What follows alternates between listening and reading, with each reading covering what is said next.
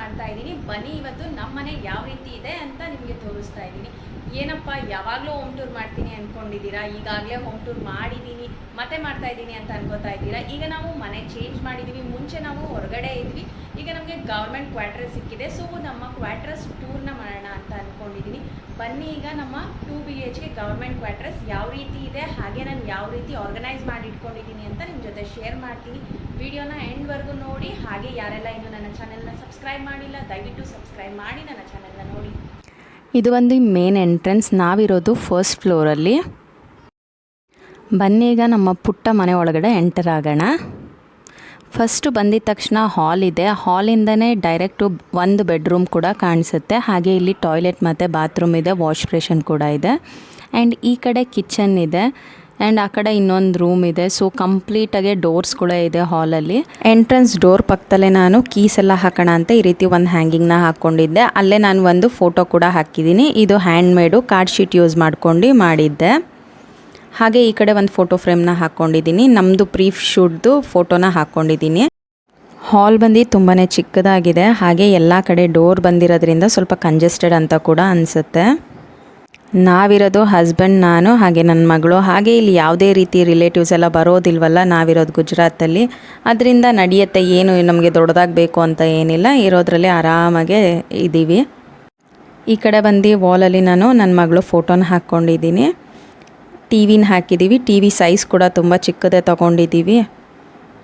And ಇಲ್ಲಿ ಒಂದು ಚಿಕ್ಕ ಟೇಬಲ್, ಇದು ರಿಮೂವ್ ಮಾಡ್ಬೋದು, ಕಂಪ್ಲೀಟಾಗಿ ರಿಮೂವ್ ಮಾಡಿ ಫೋಲ್ಡ್ ಮಾಡ್ಬೋದು. ಅದರಿಂದ ಈ ರೀತಿ ಟೇಬಲ್ನ ತೊಗೊಂಡಿದ್ದೀನಿ. ಎಲ್ಲ ಆಲ್ಮೋಸ್ಟ್ ಪ್ಲ್ಯಾನ್ ಮಾಡೇ ತೊಗೊಂಡಿರ್ತೀವಿ. ಶಿಫ್ಟಿಂಗಲ್ಲಿ ಯಾವುದೇ ಥಿಂಗ್ಸು ಹಾಳಾಗಬಾರ್ದು ಅನ್ನೋ ಯೋಚನೆಯಲ್ಲಿ.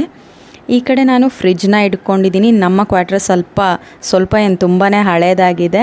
ಹಿಂದೆಗಡೆ ಸೀಪೇಜ್ ಇತ್ತು, ಸೊ ಅದೆಲ್ಲ ಪ್ಯಾಚ್ ವರ್ಕ್ ಮಾಡಿದ್ರಲ್ಲ, ಕಾಣಿಸ್ಬಾರ್ದು ಅಂದ್ಬಿಟ್ಟು ನಾನು ಫ್ರಿಜ್ನ ಹಾಲಲ್ಲೇ ಪ್ಲೇಸ್ ಮಾಡ್ಕೊಂಡಿದ್ದೀನಿ.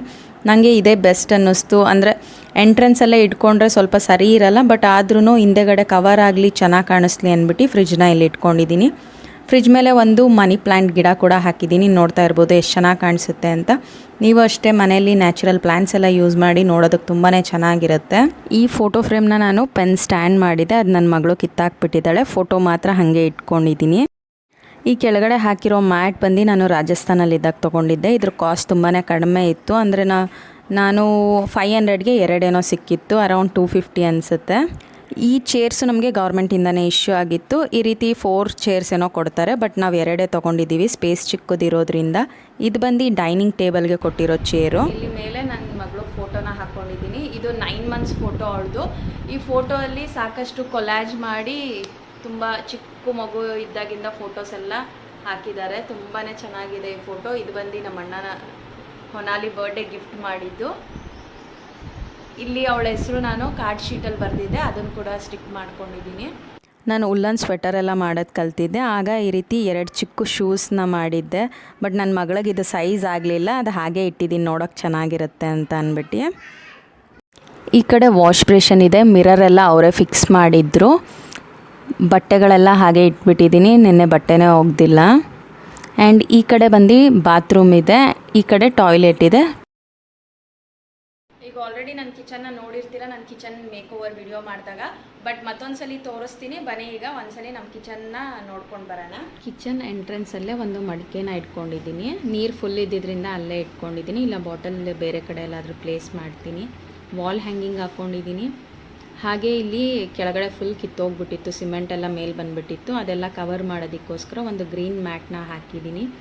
ಈ ರ್ಯಾಕ್ ಕೂಡ ಗೌರ್ಮೆಂಟ್ ಕಡೆಯಿಂದನೇ ಇಶ್ಯೂ ಆಗಿತ್ತು. ಎಕ್ಸ್ಟ್ರಾ ಇತ್ತಲ್ಲ, ನಾನು ಕಿಚನಲ್ಲಿ ಇಟ್ಕೊಂಡಿದ್ದೀನಿ. ಈ ಕಂಪ್ಲೀಟ್ ನಾನು ಕಿಚನ್ ಆರ್ಗನೈಸೇಷನ್ ಮಾಡ್ಕೊಳ್ಳೋಕ್ಕೆ 2400 ಏನೋ ಕಾಸ್ಟ್ ಆಯಿತು ಇದೆಲ್ಲ ತರಿಸೋದಕ್ಕೆ. ಈ ವಾಲ್ಪೇಪರ್ ಮುಂಚೆನೇ ಇತ್ತು, ಎಲ್ಲ ಕಿತ್ತೋಗ್ಬಿಟ್ಟಿತ್ತಲ್ಲ, ಸೊ ಇದೆಲ್ಲ ಚೇಂಜ್ ಮಾಡಿಕೊಂಡೆ. ನಾನು ಕಿಚನ್ ಮೇಕ್ ಓವರ್ಗೆ ಅಂತ ತರಿಸಿದ ಎಲ್ಲ ಪ್ರಾಡಕ್ಟು ಸಪ್ರೇಟ್ ವೀಡಿಯೋನ ಮಾಡಿದ್ದೀನಿ. ಹಾಗೆ ಡಿಸ್ಕ್ರಿಪ್ಷನಲ್ಲಿ ಪ್ರಾಡಕ್ಟ್ ಲಿಂಕ್ಸ್ ಎಲ್ಲ, ಬೈಯಿಂಗ್ ಲಿಂಕ್ಸ್ ಎಲ್ಲ ಶೇರ್ ಮಾಡಿದ್ದೀನಿ. ಸುಮಾರು 2400ಅಲ್ಲಿ ನನ್ನ ಕಿಚನ್ ಕಂಪ್ಲೀಟ್ ಲುಕ್ನ ಚೇಂಜ್ ಮಾಡಿದ್ದೀನಿ. ಇಲ್ಲಿ ನಾನು ಸ್ವಲ್ಪ ಎಲ್ಲ ಹಾಳಾಗಿದೆಯಲ್ಲ, ಗ್ರೀನ್ ಗ್ರಾಸ್ ಹಾಕ್ಕೋಬೇಕಿತ್ತು. ಕೆಳಗಡೆ ಅಲ್ಲಿ ಯೂಸ್ ಮಾಡಿಬಿಟ್ಟಿದ್ನಲ್ಲ, ಸೊ ಖಾಲಿಯಾಗಿದೆ. ತೊಗೊಂಡಾಗ ಅಲ್ಲೇ ಒಂದು ಗ್ರೀನ್ ಗ್ರಾಸ್ ಹಾಕ್ಕೊಳ್ಳೋಣ ಅಂದ್ಕೊಂಡಿದ್ದೀನಿ.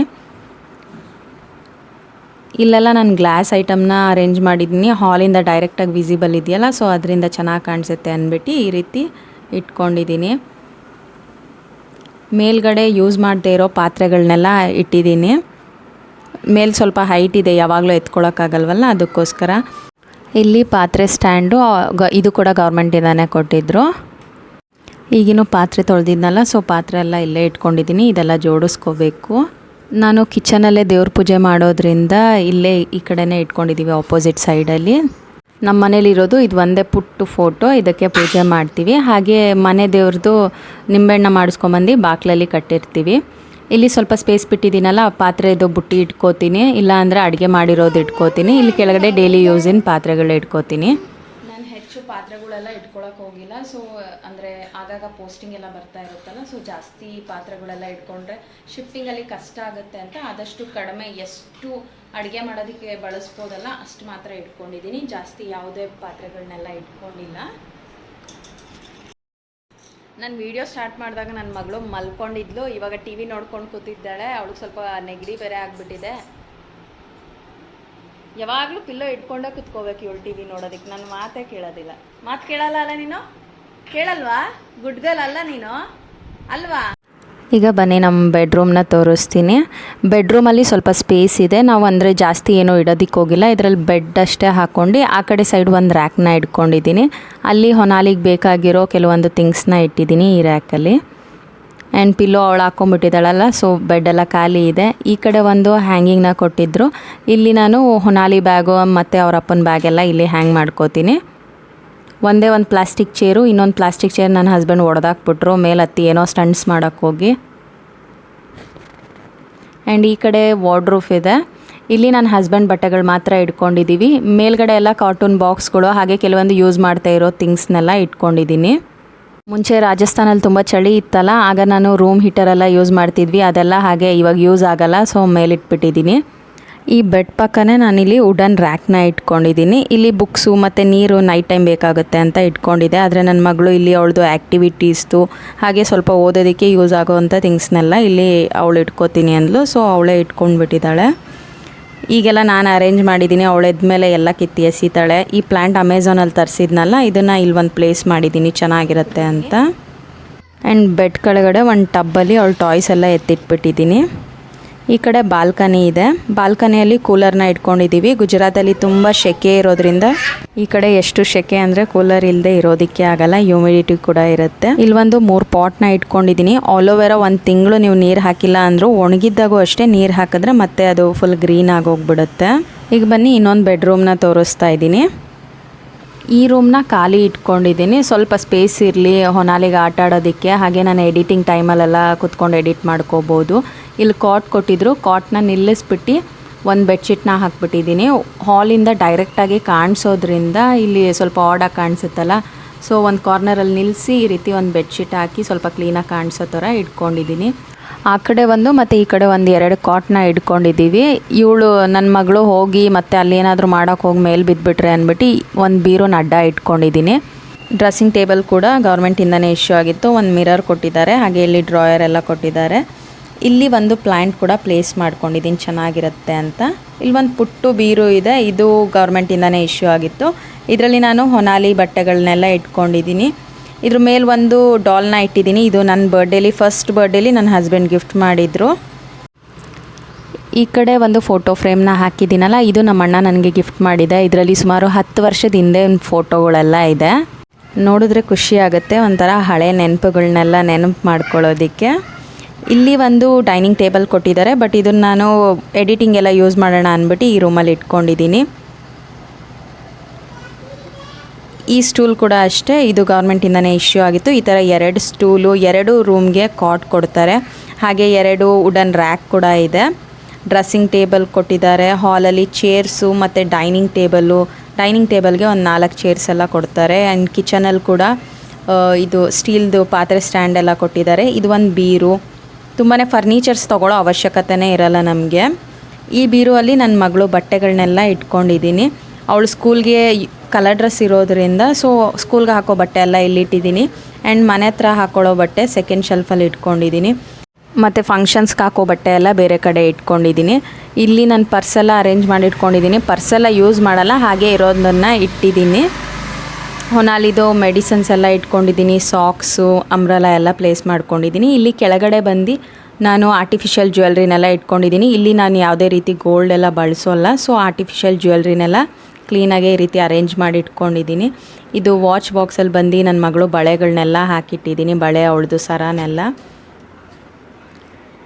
ಹಾಗೆ ಡೇಟ್ಸ್ ಎಲ್ಲ ತೊಗೋತೀವಲ್ಲ, ಆ ಡಬ್ಬಗಳೆಲ್ಲ ನಾನು ಎಸ್ತಿಲ್ಲ. ಈ ರೀತಿ ಡಬ್ಬಗಳಲ್ಲಿ ಸಪ್ರೇಟಾಗೆ ನಾನು ಇದು ಆರ್ಟಿಫಿಷಿಯಲ್ ಜ್ಯುವೆಲ್ರಿ ಎಲ್ಲ ಜೋಡಿಸಿ ಇಟ್ಕೊಂಡಿದ್ದೀನಿ. ಕೆಲವೊಂದರಲ್ಲಿ ಸರ, ಇಯರಿಂಗ್ಸು ಎಲ್ಲ ಸಪ್ರೇಟಾಗೆ ಇಟ್ಕೊಂಡಿದ್ದೀನಿ, ಯಾವುದೂ ಹಾಳಾಗಬಾರ್ದಲ್ಲ ಅದಕ್ಕೋಸ್ಕರ.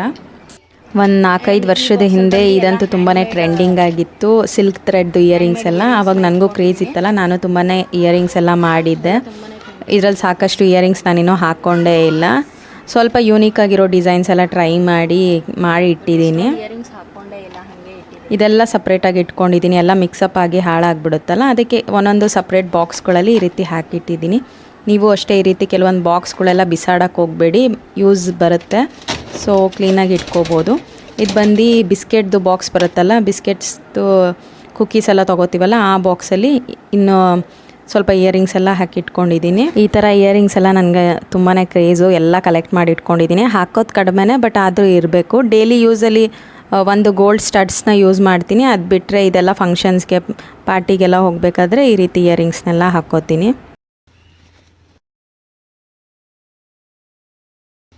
ಇದು ಒಂದು ಬಾಕ್ಸಲ್ಲಿ ನನ್ನ ಬ್ಯಾಂಗಲ್ಸ್ ಎಲ್ಲ ಇಟ್ಕೊಂಡಿದ್ದೀನಿ. ಇದು ಬಂದು ಸ್ವೀಟ್ ಬಾಕ್ಸು. ಇದೇ ಥರ ಎಲ್ಲ ಡಬ್ಬಗಳಲ್ಲಿ ನಾನು ಇಟ್ಕೊಂಡಿರ್ತೀನಿ. ಈ ಕಡೆ ಎಲ್ಲ ನಾನು ಜಾಸ್ತಿ ಏನು ಬ್ಯಾಂಗಲ್ ಎಲ್ಲ ಹಾಕಲ್ವಲ್ಲ, ಸೊ ಒಂದು ಸೆಟ್ ಅಷ್ಟೆ, 1-2 ಸೆಟ್ ಈ ಥರ ಇಟ್ಕೊಂಡಿದ್ದೀನಿ ಅಷ್ಟೆ, ಡ್ರೆಸ್ ಮೇಲೆ ಹಾಕೋಕ್ಕೆ. ಇಲ್ಲೆಲ್ಲ ಏನು ಸ್ಯಾರಿ ಎಲ್ಲ ವೇರ್ ಮಿಸ್ ಇಟ್ಕೊಂಡಿದ್ದೀನಿ. ಇದು ಬಂದು ಮೀಶೋಲ್ಲಿ ತೊಗೊಂಡಿರೋ ಜ್ಯುವೆಲ್ರಿ. ಇದು ಬೇಕಾದರೆ ಆಮೇಲೆ ಇನ್ನೊಂದು ಇದು ರಿವ್ಯೂ ವಿಡಿಯೋನ ಮಾಡ್ತೀನಿ. ಇದು ಕ್ವಾಲಿಟಿ ತುಂಬ ಚೆನ್ನಾಗಿದೆ, ಬಟ್ ತುಂಬಾ ಹೆವಿ ಇದೆ, ಭಾರ ಇದೆ.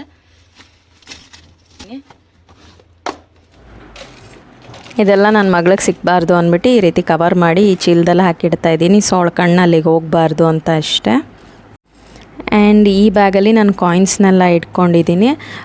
ಕಾಯಿನ್ಸ್ ಎಲ್ಲ ನಾನು ಕಲೆಕ್ಟ್ ಮಾಡಿ ಇಡ್ತಾಯಿದ್ದೀನಿ, ಸುಮಾರಷ್ಟು ಕಾಯಿನ್ಸ್ಗಳನ್ನ ಇಟ್ಟಿದ್ದೀನಿ.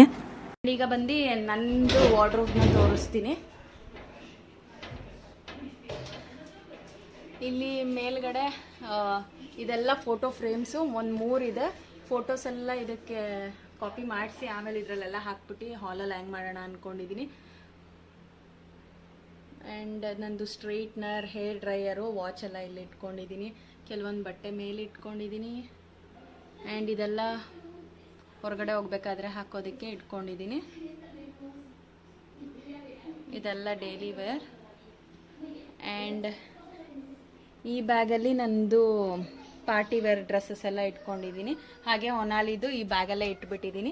ದುಪ್ಪಟ್ಟ ಎಲ್ಲ ಈ ಥರ ಹ್ಯಾಂಗ್ ಮಾಡಿ ಇಟ್ಕೊಂಡಿದ್ದೀನಿ. ಇದು ಹೊರಗಡೆ ಎಲ್ಲ ಇಟ್ಕೊಂಡ್ರೆ ಧೂಳಾಗುತ್ತೆ ಅಂದ್ಬಿಟ್ಟು ಇಲ್ಲಿ ಆಲ್ಮೋಸ್ಟ್ ಸ್ಪೇಸು ಈ ಬ್ಯಾಗ್ ಇಟ್ಟಿರೋದ್ರಿಂದನೇ ಕವರ್ ಆಗಿಬಿಟ್ಟಿದೆ. ಇಲ್ಲಿ ಕರ್ಟನ್ ಹಾಕಿದ್ದೀನಲ್ಲ, ಇಲ್ಲಿ ಸ್ವಲ್ಪ ಎಕ್ಸ್ಟ್ರಾ ಸ್ಪೇಸ್ ಇತ್ತು.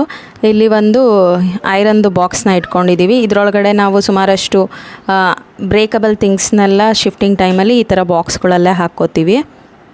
ಸೊ ಈ ಬಾಕ್ಸ್ ಮೇಲೆ ಕೆಲವಷ್ಟು ದಿನ ಅಂದರೆ ಏನಾದರೂ ಬಳಸೋವಂಥ ಥಿಂಗ್ಸ್ನ ಇಲ್ಲೇ ಮೇಲೆ ಇಟ್ಕೊಂಡಿದ್ದೀನಿ. ಇದು ಕವರ್ ಮಾಡ್ಕೋತೀನಲ್ಲ, ಸೊ ಕ್ಲೀನಾಗಿರುತ್ತೆ ಬಿಡು ಅಂದ್ಬಿಟ್ಟು. ಇದು ನನ್ನ ಗೌರ್ಮೆಂಟ್ ಕ್ವಾರ್ಟರ್ಸ್.